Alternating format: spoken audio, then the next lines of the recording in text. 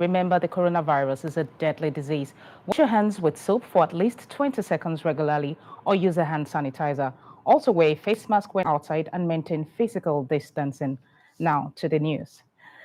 The leader of the proscribed indigenous people of Biafra, Nnamdi Kanu, was on Thursday absent at the Federal High Court Abuja when his trial resumed. Kanu, in the application filed through his team of lawyers led by Mr. Ifeanyi Ejiofor, is asking the court to acquit and discharge him of all counts in the charge. He argued that lacks the requisite jurisdiction to try him on the basis of a charge he said was grossly incompetent. The embattled IPOP leader contended that there was no proof of evidence attached to the amendment charge against him. And in the same vein, the Attorney General of the Federation and Minister of Justice, Abubakar Malami, has said the issue of pardoning the leader of the proscribed indigenous people of Biafra, Nnamdi Kanu, is premature. Mr. Malami stated this while answering questions from newsmen in Abuja. The minister stated that the trials associated with Kanu have not been concluded, and as such, the pardon option cannot get on the table just yet. While stressing that he is not ruling the option out, Mr. Malami, however, noted that pardoning Kanu is not on the table at the moment. Mr. Malami's comments come a few days after the leader from the southeast met with President Muhammadu Buhari to plead for Kanu to be pardoned. Meanwhile, the House of Representatives has directed the Inspector General of Police to remove all illegal checkpoints across the country. This was sequel to a motion by member from Imo State, Mr. Ifeanyi Moma, on the urgent need to investigate the loss of lives at the checkpoint at Ihiala along Owerri-Onitsha Highway. Correspondent Grace Ike asked this report and others from the Green Chambers. Our reports. The motion on the need to investigate the loss of lives on the Onitsha-Owerri Express Road is coming on the heels of too many reports of inhuman treatment by security operatives. On Sunday, because of the routine check at the checkpoints, a trailer that was laden with lots of goods lost brake and crammed over 2 dozens of people. The policemen absconded. The area police command, everybody left the command. Nobody was there to be seen. Bodies were littered all over the street. The motion was amended and gathered support from other lawmakers who prayed the Inspector General of Police to act fast and relocate the checkpoint at Ihiala to a less busy location for the safety of travelers, especially as the Yuletide season is fast approaching. I just want to plead with my honorable colleagues that indeed, as much as we commend the police in what they are doing and the military in what they are doing, I want to plead with this honorable house that whenever the police want to locate police checkpoints, the area in which the checkpoints should be located should be put into consideration. If I have a checkpoint in my community, and maybe as a result of nocturnal behavior of those security agencies, my community will want to attack security agencies. Mr. Speaker, it sounds a bit strange to me. So yes, activities of the security agencies at different checkpoints must be checkmated. They shouldn't take maintenance of laws and order for granted and begin to trample upon the fundamental rights of citizens of this country. What is the reason why there are checkpoints on our roads? The roads are in very bad state.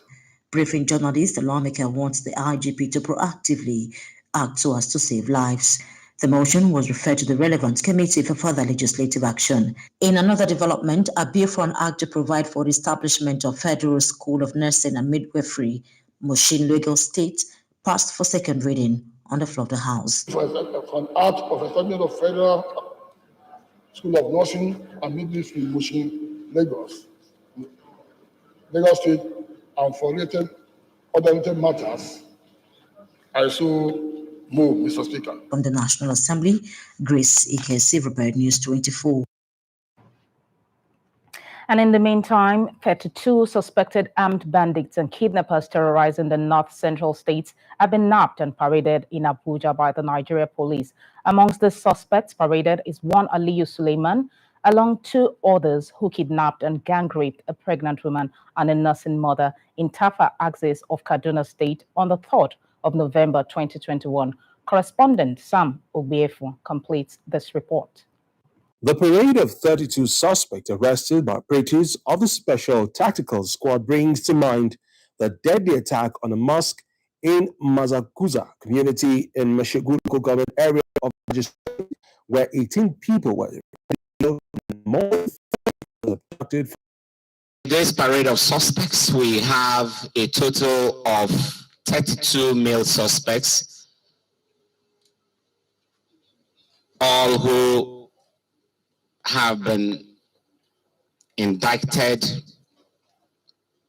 for offenses ranging from conspiracy, kidnapping, homicide-related offenses, armed robbery, cattle rustling, unlawful possession of weapons, trafficking in drugs, and then the very heinous crime of rape and indecent assault on women.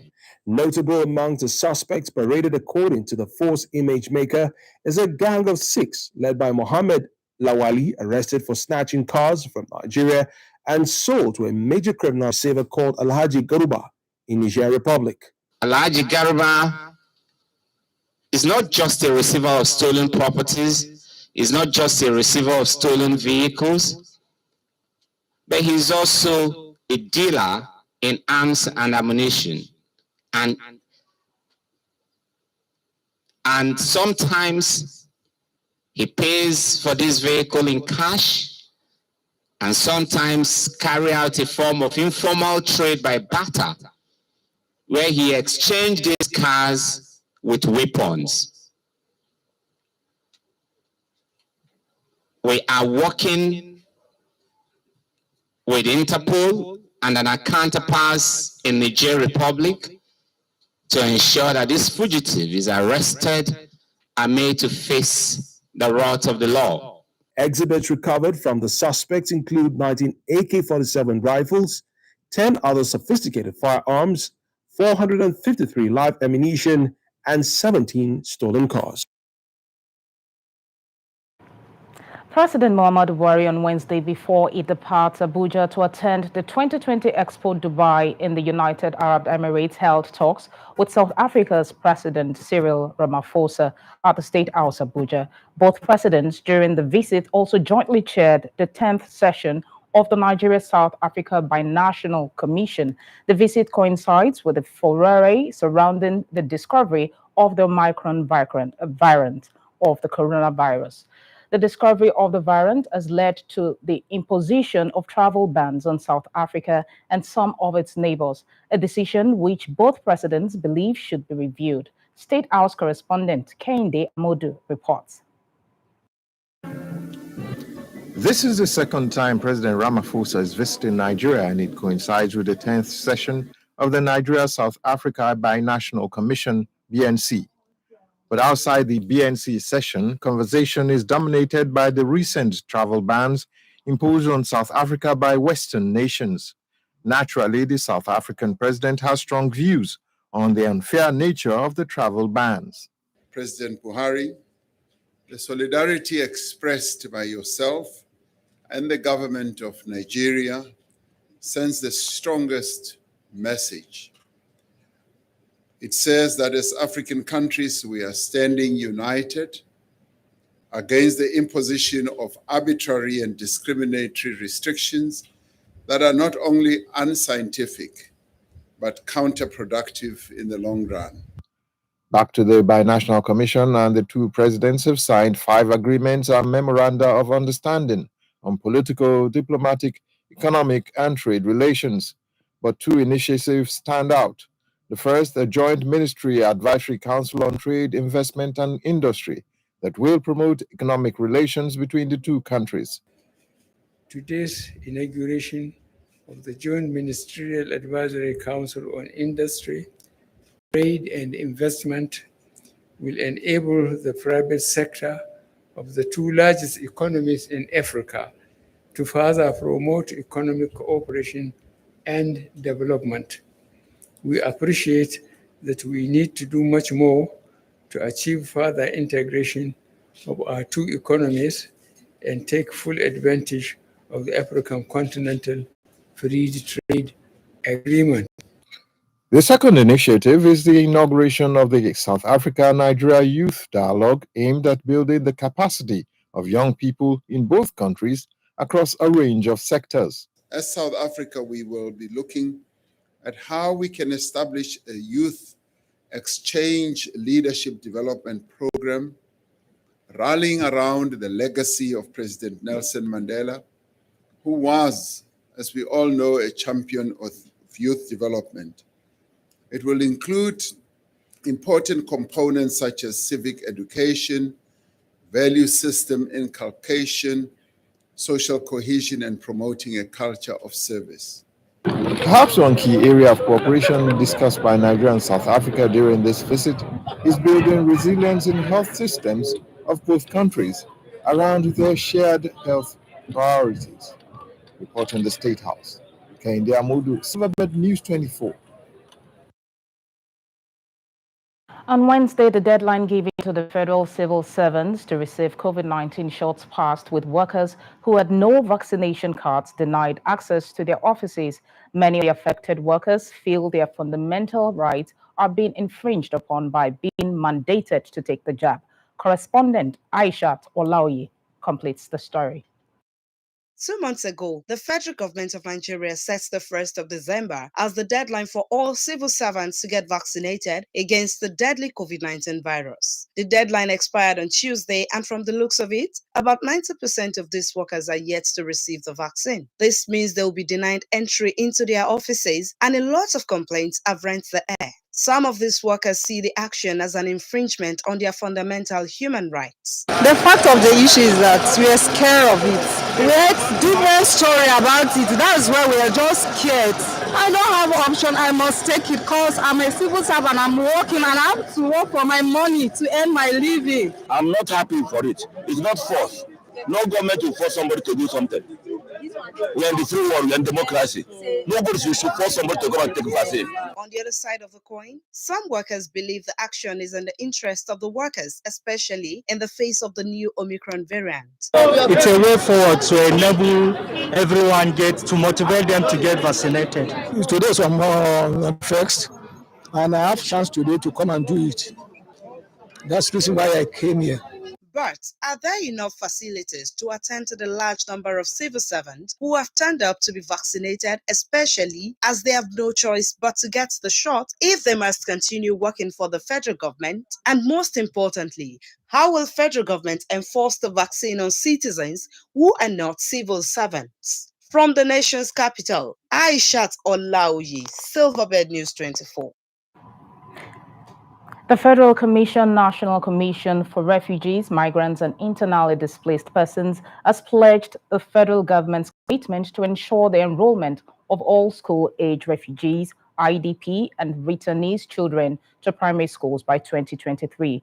The Commission, Iman Suleiman Ibrahim, made this pledge during a validation meeting of the Global Compact on Refugees Roadmap in Nigeria. Shegun Ojomo reports. The Global Compact on Refugees is indicative of the political will and ambition of the international community as a whole for strengthening cooperation and solidarity with displaced persons and affected host communities. Nigeria is one of the 181 countries which voted in favor of this compact. It has demonstrated commitment to this compact by developing a roadmap. That roadmap will be an important input into Nigeria's participation at the high-level officials meeting on the Global Compact on Refugees taking place in Geneva later this month. Nigeria has included in the medium-term national development plan, the MTNDP of 2021-2025, so the persons of concerns are included, which was recently been approved by the Federal Executive Council. Some projects and programs that will enhance the livelihood of refugees and other persons of concerns and fairly been highlighted in the medium-term development plan. UNHCR representative to Nigeria, Chancellor Kapaya, says Nigeria's achievements in showing solidarity with displaced persons and affected host communities predates the formal adoption of the Global Compact on Refugees in 2018. So basically what it means is that we're all joining forces, we're all joining hands. It's no longer just reserved for a few institutions within a state. So it enhances their protection because governments are recommitting themselves to ensuring that refugees have, for example, identity documents. They are allowed to access national basic services. So the UNHCR is keen to point out refugees in Nigeria enjoy a legal framework which allows them to live and work in Nigeria. But all of this is down to the hard work of the National Assembly. Our stakeholders invited here, especially the representatives from the federal government, will make efforts to facilitate the inclusion of refugees issues in the various local government development plans. Government figures say Nigeria has about 3 million internally displaced persons. The validation meeting in Geneva will help ensure that the contents of the roadmap are in alignment with Nigeria's GCR pledges and development priorities. Priorities which will help all those 3 million people who have been displaced and many more besides. Shegu Jumu, Silverbird News 24. You are watching News Blitz, reaching you live from Abuja. We will be back with more reports after this break. Please don't go away.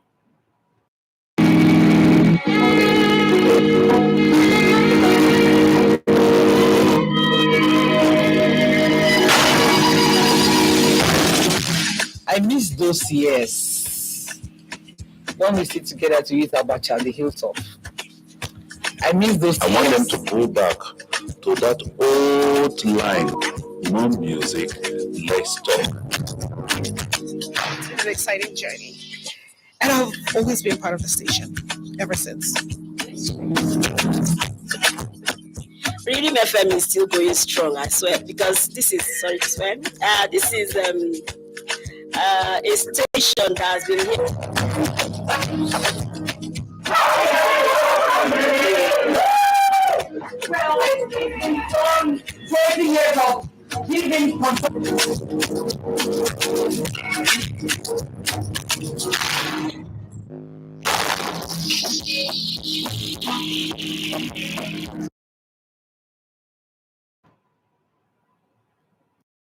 A bill for the establishment of the Institute of Culture and Tourism in Nigeria is being read for the second time at the upper chamber.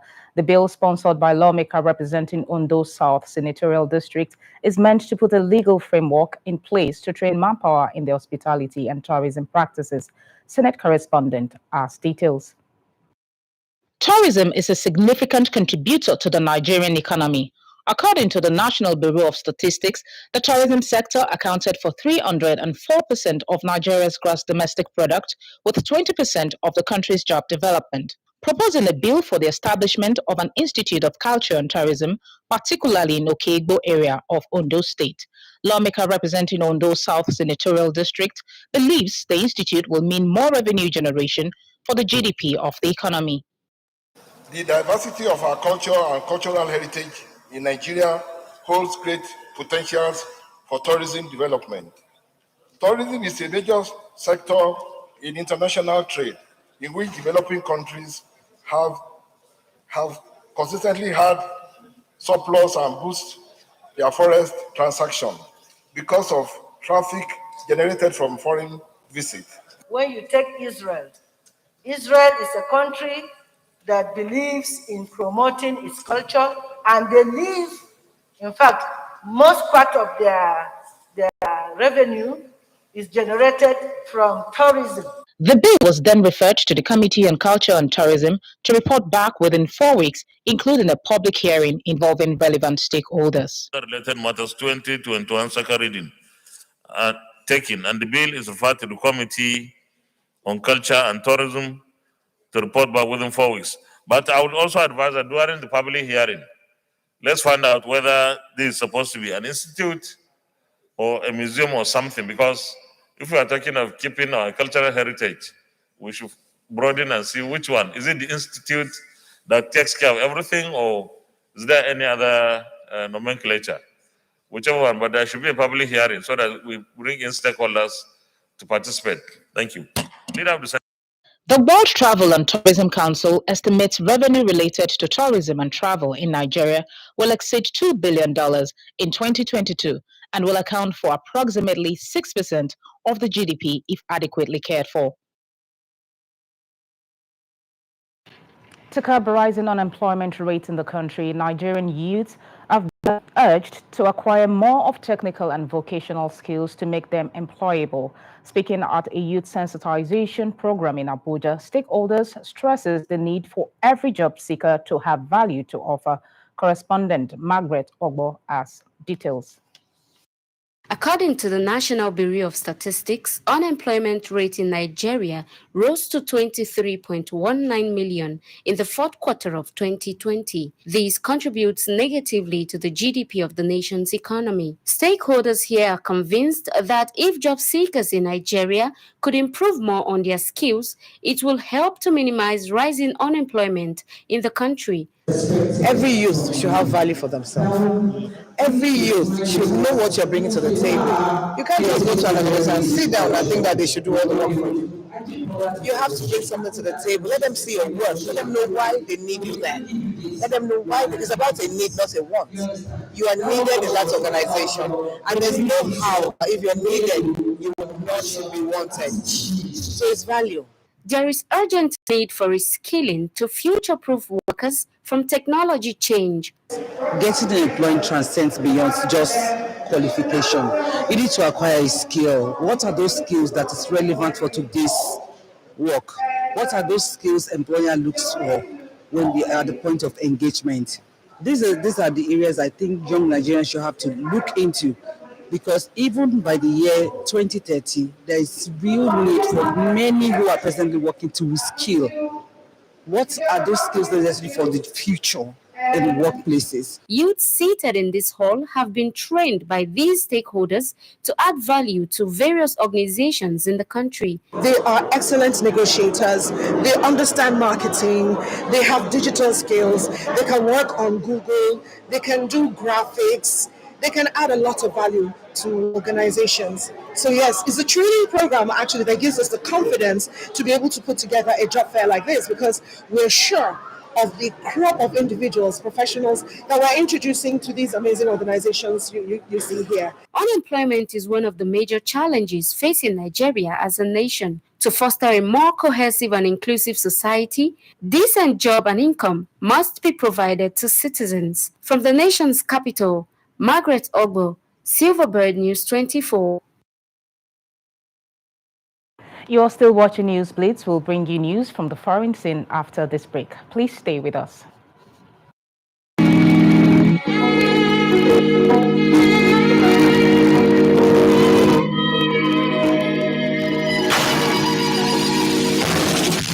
I miss those years when we sit together to eat abacha at the hilltop.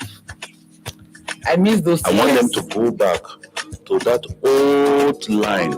More music, less talk. It's an exciting journey. And I've always been part of the station, ever since. Reading FM is still going strong, I swear, because this is, sorry to swear, this is a station that has been here.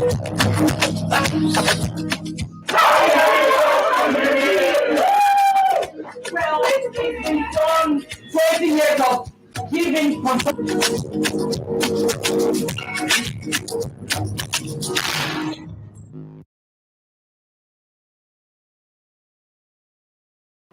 Health officials say the new coronavirus variant Omicron has now become dominant in South Africa and is driving